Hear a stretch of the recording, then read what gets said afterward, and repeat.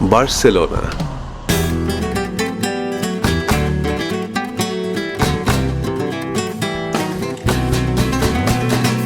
স্পেনের ক্যাটালান অঞ্চলের প্রাণকেন্দ্র এবং ইতিহাসের এক জীবন্ত দলিল। রোমান আমলের বার্সিনো থেকে শুরু করে আধুনিক স্থাপত্যের এক আশ্চর্য সংমিশ্রণ হয়ে দাঁড়িয়ে আছে এই শহর। এখানে রয়েছে শিল্পী আন্তনি গাউদির জাদুকরী স্থাপত্য, গথিক কোয়ার্টার্সের মধ্যযুগীয় গলি, ঐতিহ্যবাহী ফ্ল্যামেঙ্কো নাচ, ফুটবলের উন্মাদনা আর ভূমধ্যসাগরের নীল জলরাশির এক উদাত্ত আহ্বান। এই প্রথম পর্বে পায়ে হেঁটে দেখে নেওয়া যাক শহরের আনাচ কানাচ। শুরু হচ্ছে বার্সেলোনার অলি গলিতে হারিয়ে যাওয়ার এক পদযাত্রা।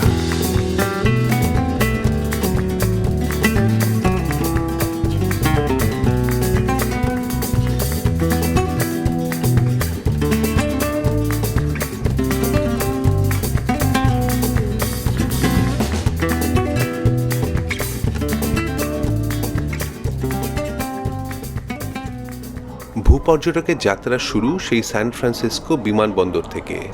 এবারের গন্তব্য স্পেন। ফ্লাইট ম্যাপ অনুযায়ী 10 ঘন্টার আকাশপথ। ঘুম আর তন্দ্রার মধ্যেই আটলান্টিক মহাসাগর পেরিয়ে ইউরোপের দক্ষিণ পশ্চিম প্রান্তে। জানলার বাইরে তখন দিনের আলোমাখা বার্সেলোনা। প্লেন থেকে নেমে কাস্টমস ইমিগ্রেশন, তারপরেই এয়ারপোর্ট থেকে বেরিয়ে শহরের পথে। বারবার উল্লেখ করতেও কোনো ক্লান্তি নেই যে ইউরোপের এই অসামান্য গণপরিবহনের পরিকাঠামো তাজ্জব লাগিয়ে দেয়। নিকটবর্তী শহর হোক কিংবা পড়শি দেশ অথবা অন্য কোনো মহাদেশ, যেখান থেকেই আসা হোক, সুশৃঙ্খল পাবলিক ট্রান্সপোর্টে অনায়াসেই পৌঁছে যাওয়া যায় নিজের গন্তব্যস্থলে। এয়ারপোর্ট থেকে বাসে করে হস্টেলের পথে। অবস্থানের সুবিধে আর সাশ্রয় মূল্যের জন্য হোস্টেলের জবাব নেই। ব্যাগ রেখেই সোজা বেরিয়ে পড়া আজকের ওয়াকিং ট্যুরের জন্য। শহরের মধ্যে যাতায়াতের জন্য সেই পাবলিক ট্রান্সপোর্ট, মেট্রো রেল। 48 ঘন্টার টিকিট কাটা মানে শহরের ভেতর অবাধ বিচরণ।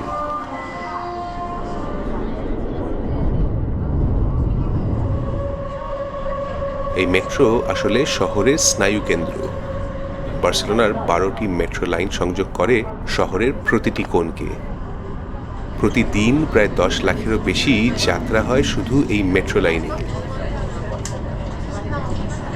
মেট্রোই পৌঁছে দেবে প্লাজা কাতালুনিয়া, আমার ওয়াকিং ট্যুরের মিটিং পয়েন্ট।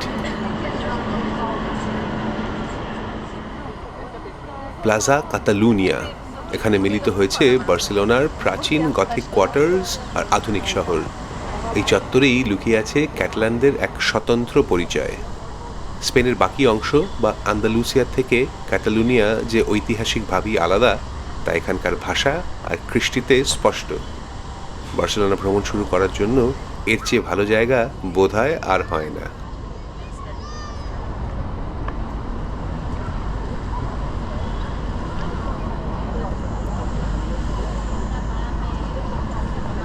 এখান থেকেই শুরু শহরের ব্যস্ততম পথচারী রাস্তা, লা রাম্বলা। 1 কিলোমিটারেরও বেশি দীর্ঘ বার্সেলোনার এই বিখ্যাত পথটির নাম এসেছে আরবি শব্দ রামলা থেকে, যার সহজ অর্থ হল বালুচর। এককালে এটি ছিল পাহাড় থেকে নেমে আসা এক খাল, যা বর্ষার সময় জল জমে নিয়ে যেত সমুদ্রের দিকে। সময়ের সাথে সেই মরা খালই আজ বিবর্তিত হয়ে শহরের প্রধানতম উৎসবে পরিণত হয়েছে। বিক্রেতাদের হাঁকডাক আর পর্যটকদের কোলাহল মিলিয়ে এখানে এক অদ্ভুত নাগরিক প্রাণশক্তি। আর সেসবের মাঝেই হুট করে দেখা মেলে ফুটবল নিয়ে কেরামতি দেখানো শিল্পীদের। এই দৃশ্য মনে করিয়ে দেয় শহরের ফুটবল সংস্কৃতির গভীর শিকড়কে। বার্সেলোনা শহর আর এফসিবি অর্থাৎ ফুটবল ক্লাব বার্সেলোনা একে অপরের পরিপূরক। সৌভাগ্যক্রমে কালকেই এফসিবির খেলা রয়েছে জিরোনার সাথে, লা লিগার ম্যাচ। সেই অভিজ্ঞতা নিয়ে অবশ্যই ফিরে আসব পরের এপিসোডে।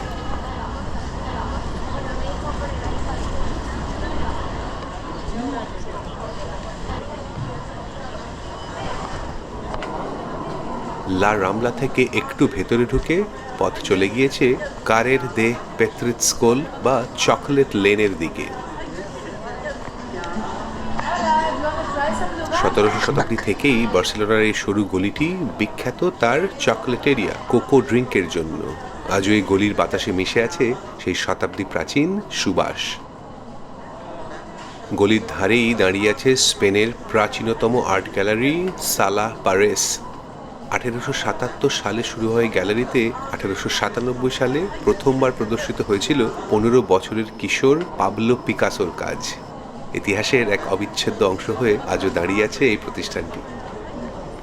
সরু গলিটা যেখানে শেষ হয় সেখানেই প্লাজা দেল পি, বিশাল রোজ উইন্ডো নিয়ে দাঁড়িয়ে আছে 14শো শতাব্দীর গথিক বিস্ময় ব্যাসিলিকা দি সান্তা মারিয়া দেল পি।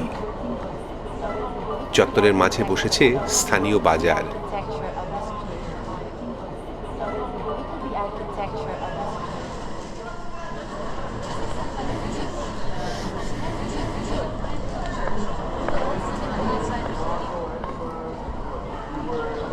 চিজ, মধু আর হস্তশিল্পের পসরা নিয়ে এখানে গড়ে উঠেছে এক যান্ত্রিকতা মুক্ত পরিবেশ।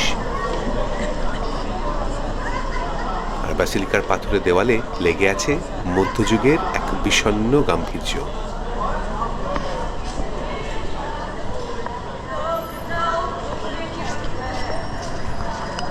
বার্সেলোনা শহরের আইকনিক স্থাপত্য বার্সেলোনা ক্যাথিড্রাল। গথিক কোয়ার্টারের গভীরে অবস্থিত এই বিশাল ক্যাথিড্রালটি মূলত পবিত্র ক্রুশ এবং সেন্ট ইউলালিয়ার সম্মানে নিবেদিত। এর সামনের চত্বরে লেগেই আছে মানুষের আনাগোনা আর স্ট্রিট পারফর্মারদের সুরের মূর্ছনা।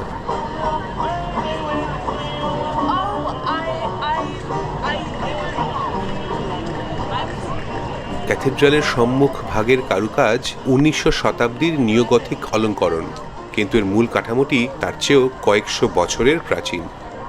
1298 সাল থেকে শুরু হওয়া এই বিশালাকার নির্মাণের প্রতিটি পাথরে যেন মিশে আছে সময়ের ছাপ।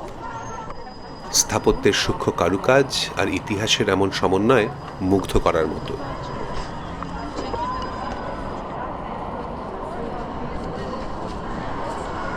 ক্যাথিড্রালের চওড়া চত্বর পেরিয়ে এবারে গথিক কোয়ার্টার্সের সরু গলি। রাস্তার মাঝখান দিয়ে আধুনিক স্কাই ব্রিজের মতো 1928 সালে তৈরি নিওগথিক সেতু বিশপস ব্রিজ। কিংবদন্তি অনুযায়ী ব্রিজের নিচে খোদাই করা খুলিটির দিকে একদৃষ্টে তাকিয়ে উল্টো পায়ে হাঁটলে এবং মনে মনে কোনো ইচ্ছে প্রকাশ করলে তা নাকি সত্যি হয়। পথ নিয়ে এসেছে সেন্ট জেমস স্কোয়ার, শহরের প্রশাসনিক আর রাজনৈতিক ইতিহাসের কেন্দ্রবিন্দু। সগর্বে দাঁড়িয়ে আছে সিটি হল, মাথায় 4টি ভিন্ন পতাকা। স্পেনের জাতীয় পতাকা এবং ইউরোপীয় ইউনিয়নের পতাকা ছাড়াও রয়েছে ক্যাটালানদের গর্বের সানিয়েরা এবং বার্সেলোনার নিজস্ব পতাকা। পতাকাগুলি সহাবস্থান মনে করিয়ে দেয় বার্সেলোনার জটিল রাজনৈতিক সমীকরণ এবং স্পেনের মূল ভূখণ্ডের সাথে কাতালুনিয়াদের সেই দীর্ঘ ও সংবেদনশীল সম্পর্কের ইতিহাসকে।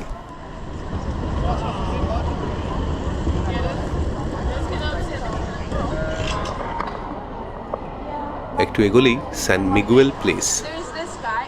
চত্বরের মাঝে দাঁড়িয়ে আছে লোহার তৈরি এক বিশালাকার আধুনিক ভাস্কর্য। কাতালান ভাষায় কাস্তিলাস বলতে বোঝায় মানুষের তৈরি পিরামিড বা হিউম্যান টাওয়ার, যা ইউনেস্কো কর্তৃক স্বীকৃত এক অনন্য সাংস্কৃতিক ঐতিহ্য। কাতালুনিয়ায় উৎসবের সময় মানুষের ওপর মানুষ দাঁড়িয়ে এই বিশাল টাওয়ার তৈরির প্রাচীন প্রথাকে সম্মান জানিয়েই এই ভাস্কর্যটি নির্মিত। প্রাচীন পাথুরে স্থাপত্যের মাঝে এই জ্যামিতিক নকশা তৈরি করে এক চমৎকার বৈপরীত্য।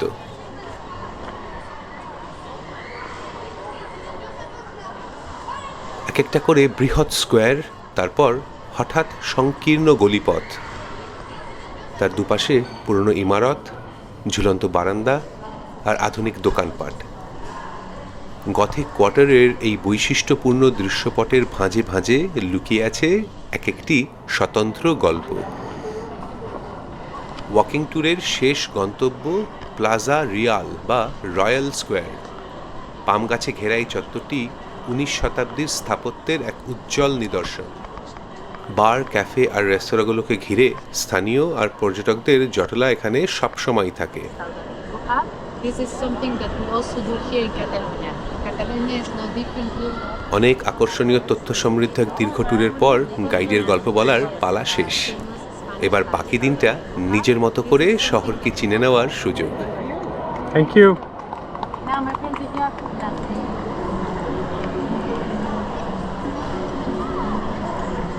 চারিদিকে মানুষের কোলাহল, সারিবদ্ধভাবে রাখা সাইকেল আর খিলান দেওয়া টানা বারান্দা বা করিডোরগুলো মিলিয়ে এক অদ্ভুত প্রাণবন্ত পরিবেশ। আর এই সবের মাঝে বিশেষভাবে নজর কাড়ে এই বাতি স্তম্ভগুলো। এখানে কথা বলা প্রয়োজন এই শহরের প্রতিটি ধূলিকণার সাথে ওতপ্রোতভাবে জড়িয়ে থাকা স্থপতি আন্তনি গাউদিকে নিয়ে। প্রকৃতির নকশা আর জ্যামিতিকে যিনি এক সুতোয় গেঁথেছিলেন, সেই আন্তনি গাউদি ছিলেন ক্যাটালান মডার্নিজম আন্দোলনের অগ্রপথিক। আজ যা আকাশচুম্বী ও জটিল সব সৃষ্টি দেখতে সারা বিশ্বের মানুষ বার্সেলোনায় ভিড় জমায়, সেই জাদুকরের ক্যারিয়ারের প্রথম কাজ কিন্তু লুকিয়ে আছে এই চত্বরেই, এই ল্যাম্পপোস্টগুলোতে। 1879 সালে ছাত্রাবস্থা শেষ করে গাউদি যখন প্রথম সরকারি কমিশন পান, তখন তিনি ডিজাইন করেন এই হেলমেট দেওয়া ল্যাম্পপোস্টগুলো।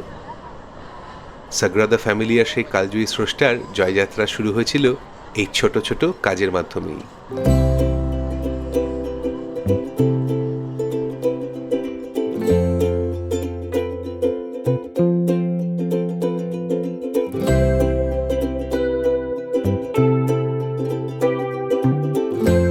জমজমাট এই চত্বরে সময় কেটে যায় যেন কোথা দিয়ে। দুপুর পেরিয়ে বিকেল হতে চলেছে। এবারে চলে যাওয়া যাক বার্সেলোনার সবচেয়ে জনপ্রিয় বাজারে, সেও এই লা রামলার ধারেই, লা বোকেরিয়া মার্কেট, অধিক পরিচিত শহরের পাকস্থলী নামে। সবসময় এখানে মানুষের ভিড় আর ঠাসাঠাসি লেগেই আছে। এই বাজারের ইতিহাস ঘাটলে দেখা যায় 1217 সাল থেকেই এখানে অস্থায়ী বাজার বসত। মূলত শহরের পুরনো ফটকের বাইরে স্থানীয় কৃষকরা তাদের পসরা নিয়ে বসতেন। বর্তমানের এই বিশাল আকার লৌহ কাঠামোটি 1840 সালে গড়ে ওঠা সেন্ট জোসেফ কনভেন্টের ফাঁকা জমিতে। পাহাড়ের তাজা ফল থেকে শুরু করে ভূমধ্য সাগরের বিচিত্র সামুদ্রিক খাবার কি নেই এখানে। প্রতিটি স্টলের সাজসজ্জা যেন এক একটি শিল্পের মতো। স্থানীয়রা যেমন এখান থেকে সেরা মানের টাটকা উপকরণ সংগ্রহ করেন, তেমনি পর্যটকরা ভিড় করেন এক গ্লাস তাজা ফলের রস বা এক টুকরো আইবেরিয়ান হ্যামের স্বাদ নিতে। বাজারের কোলাহল আর বিচিত্র খাবারের গন্ধে তৈরি হয় এক অদ্ভুত ঘোর, এক নির্ভাবনায় গা এলিয়ে দেওয়া ব্যস্ততার ছন্দ। এই বিশৃঙ্খলার মধ্যেও আছে এক অদ্ভুত শৃঙ্খলা, যা শত শত বছর ধরে বার্সেলোনার মানুষের খাবারের যোগান দিয়ে আসছে। সত্যি বলতে আজকাল এই ভিড়ের সিংহভাগটাই পর্যটক, জানিয়ে স্থানীয়দের মনে কিছুটা আক্ষেপও আছে। তবে এই কোলাহল আর উপচে পড়া ভিড় যেন বোকেরিয়ার এক অবিচ্ছেদ্য অংশ। এটি আজ শুধু একটি পর্যটন কেন্দ্র নয়, বরং বার্সেলোনার রসনার এক আদি কেন্দ্র।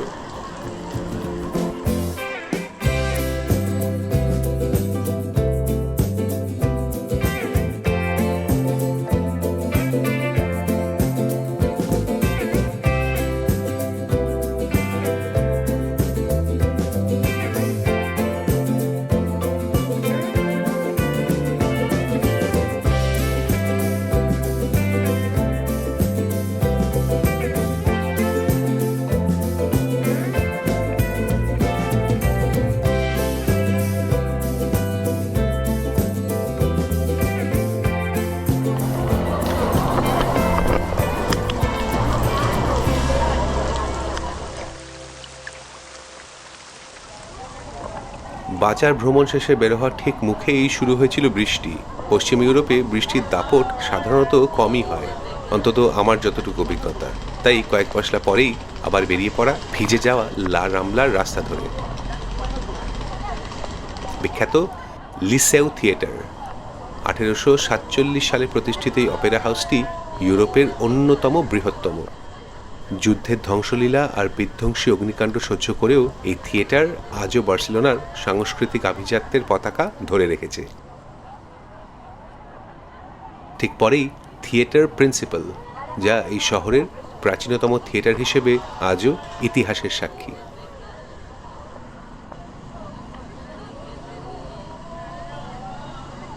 হাঁটতে হাঁটতে একেবারে লা রামলার অপর প্রান্তে দূরে দেখা যাচ্ছে কলম্বাস মনুমেন্ট। 60 মিটার উঁচু এই স্তম্ভের ওপর দাঁড়িয়ে থাকা কলম্বাস হাত বাড়িয়ে দেখিয়ে দিচ্ছেন সমুদ্রের পথ। 1888 সালে বার্সেলোনা ইউনিভার্সাল এক্সপোজিশন উপলক্ষে এটি তৈরি করা হয়। এটি ছিল স্পেনের আয়োজিত প্রথম আন্তর্জাতিক মেলা বা international world fair. Columbus monument পেরিয়েই পোর্ট ভেল এলাকা। এখানকার সাদা রঙের রাজকীয় পোর্ট বিল্ডিংটি মূলত বার্সেলোনার বন্দরের সদর দপ্তর, যা মনে করিয়ে দেয় সামুদ্রিক শহরের বাণিজ্যিক গুরুত্ব। বিকেলের ম্লান আলোয় সমুদ্রের পাড়টা অদ্ভুত মোহময়।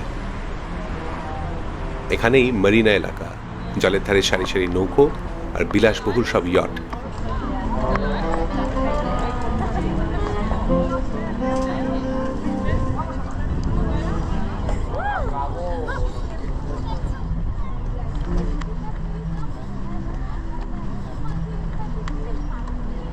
কাঠের বোর্ডওয়াক দিয়ে চলে গেছে লম্বা রাস্তা, যার ওপারে শপিং মল মারে ম্যাগনাম। সমুদ্রের ওপর ভাসমান এই শপিং মলটি আধুনিক বার্সেলোনার কেনাকাটা আর বিনোদনের এক প্রিয় জায়গা।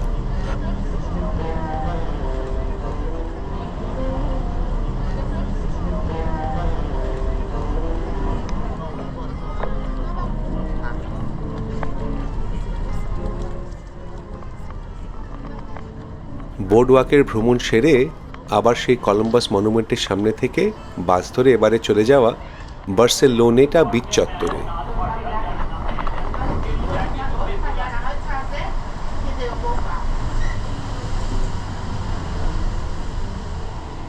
জনপ্রিয়তার দিক থেকে বলা যেতে পারে যে গথিক কোয়ার্টারের পরেই এর স্থান, যদিও একটা ঐতিহাসিক আর একটা নেহাতি হালের। সূর্যাস্তের প্রাক্কালে এক মায়াবী রূপ নিচ্ছে এই সৈকত। মজার ব্যাপার হলো, বর্তমানে যে বার্সেলোনাটা বিচ দেখা যাচ্ছে, 1992 সালের অলিম্পিকের আগে এর চেহারা ছিল একেবারে ভিন্ন। এখানে আদৌ কোনো সৈকতই ছিল না, এটি ছিল ঘিঞ্জি এক ইন্ডাস্ট্রিয়াল এলাকা। অলিম্পিক উপলক্ষে পুরো শহরকে সমুদ্রের দিকে ঘুরিয়ে দেওয়ার এই বিশাল কর্মযজ্ঞ চলেছিল এখানে। মিশর থেকে জাহাজে করে বালি এনে কৃত্রিমভাবে তৈরি করা হয় এই আস্ত বীজটি। সেই থেকেই এই সৈকতটি পর্যটকদের অন্যতম প্রিয় গন্তব্য। বিচের ওপরই রয়েছে পাবলিক জিম।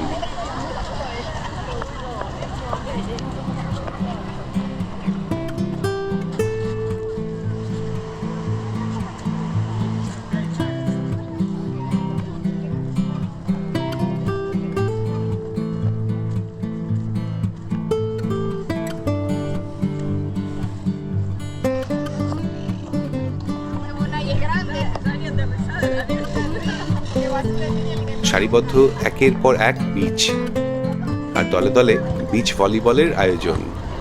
আধুনিক বার্সেলোনার এখন নতুন ও চেনা ছবি।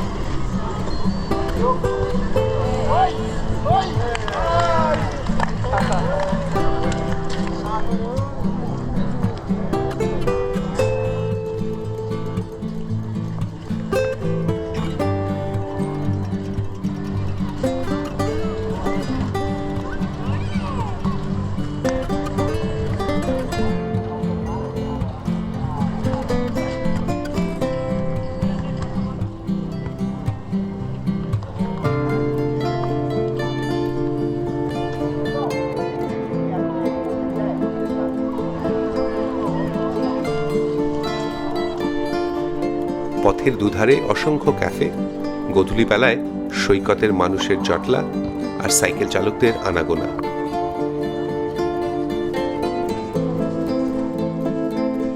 তারই মধ্যে দিন শেষের ইশারা করছেন সূর্যদেব।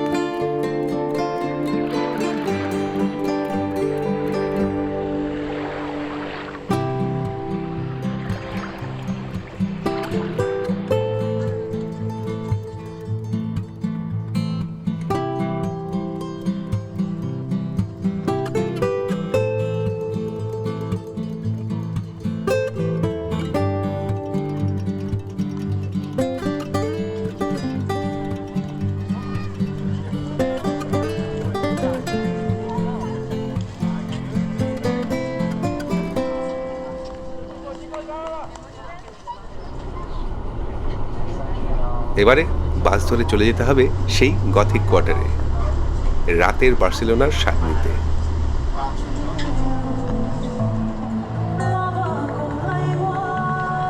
রাত নামতেই আবার ফিরে আসা রয়্যাল স্কোয়ারে।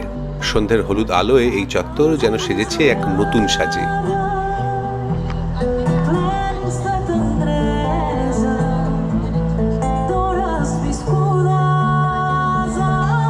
পাম গাছের শাড়ি আর লাইভ মিউজিকের সুর মিলেমিশে তৈরি করেছে এক চমৎকার পরিবেশ।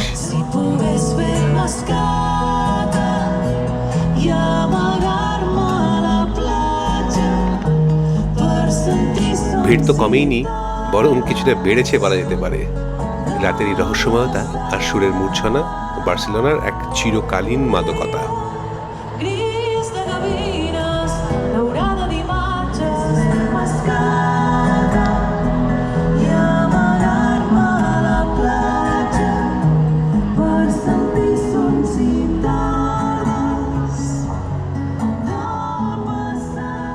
বার্সেলোনা বা স্পেন এলে যেটা না খেয়ে যাওয়া অপরাধের সমান তা হলো ট্যাপাস। রওনা হলাম রয়্যাল স্কোয়ারের কাছেই এক ট্যাপাস রেস্তোরাঁর দিকে। বলা বাহুল্য যে ট্যাপাস স্প্যানিশ রসনার এক অনন্য উদাহরণ। স্প্যানিশ রেড ওয়াইনের সাথে চেখে দেখা এই ছোট ছোট পদের স্বাদ নেওয়া যেন সারাদিনের ক্লান্তিকে এক নিমেষে ভুলিয়ে দেওয়ার সহজ উপায়। এক প্লেটে চিস্তোরা সসেজ, অন্যটায় গার্লিক মাশরুম। এখানে ট্যাপাস শুধুই খাবার নয়, বরং আড্ডা আর সময় ভাগ করে নেওয়ার এক সামাজিক মাধ্যম।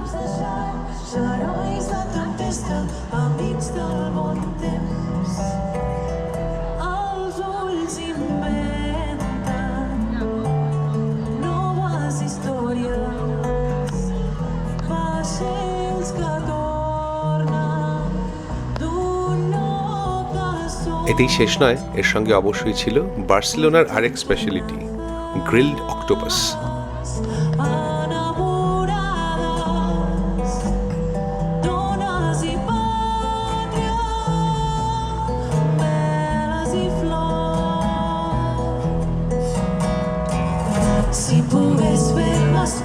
রয়্যাল স্কোয়ারের সেই সুর কানে নিয়েই শেষ হলো প্রথম দিনের অভিজ্ঞতা।